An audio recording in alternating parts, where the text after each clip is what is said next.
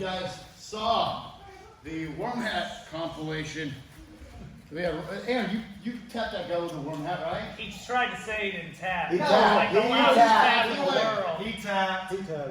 Yeah. And I called him on it too. Yeah. You did. I looked at Sean, that, bro, you tapped. Mr. Worm Hat. The only issue Sean had is he ran into Nico.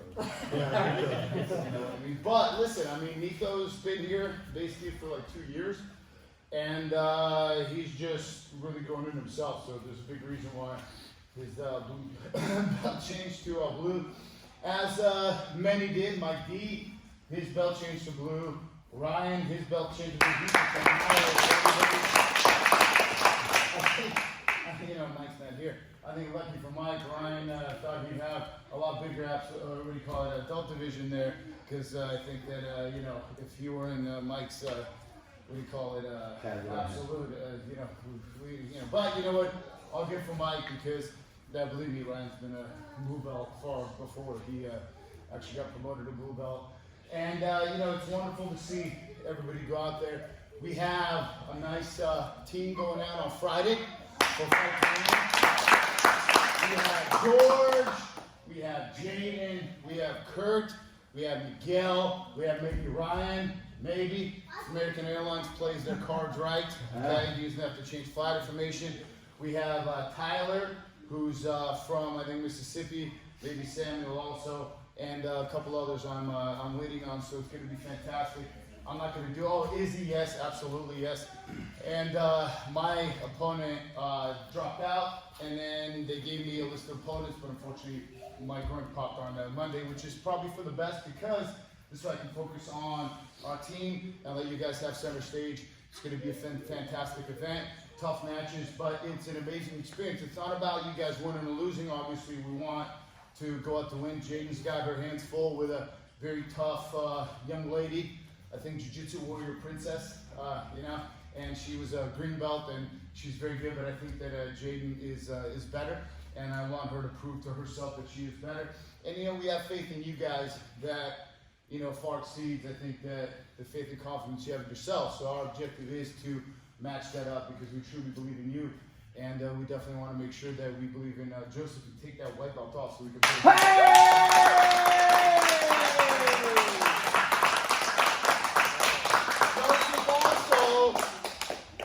plowed through his division. On the first one, I think that he was just testing out the waters, but I couldn't be more proud of this young man, and he's definitely literally growing up on the mat here, and I think that probably next to myself, he knows my system and the lapel submissions better than pretty much most anybody else here, and it's very wonderful to see this young man grow in some magnificent ways. Eric, thank you very much for having the faith in us to be able to guide this young man into the best version of himself. And Professor Phil, I definitely want you to be a part of this.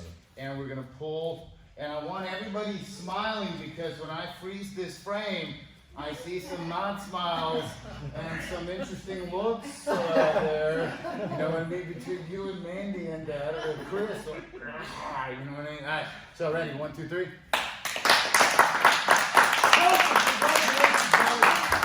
How you doing, man? Did you want to say a few words? No? I didn't think you would. You're not the only one. Angela didn't want to say too many words either. I said, did you want to say some words inspired? And he goes, no, not wrong. I said, I ain't even there. He goes up 7:30 wrong. All right, but listen. The most important thing is that you guys can continue moving. And as I told everybody, it's a deadly disease and virus out there called blue beltitis. However, it's the killer of jiu-jitsu. It's the thing that takes out most blue belts at the most vulnerable stage, where they feel that blue belt's like a black belt. But remember, that blue belt is blue because it's like an ocean. It's very sprawling, very vast, and by the time you set sail, you look back, you don't see the land behind you.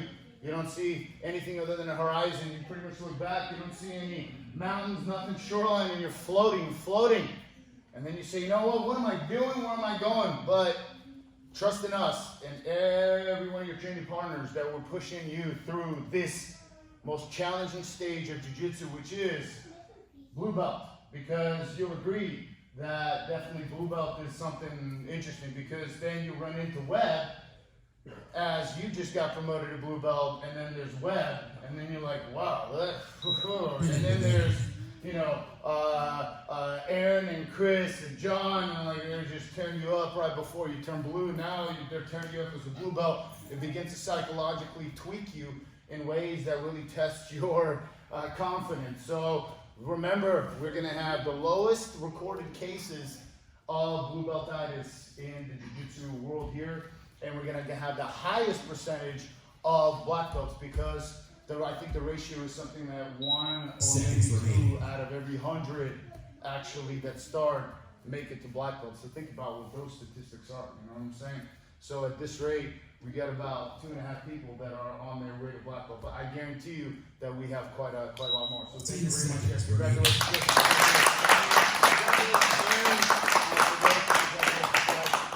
And that's it. Now we're going to talk about warm hats. Warm hats from everybody. For everybody from everywhere. Exhale through the mouth. Yes. Inhale nose. And we exhale. All right. So I noticed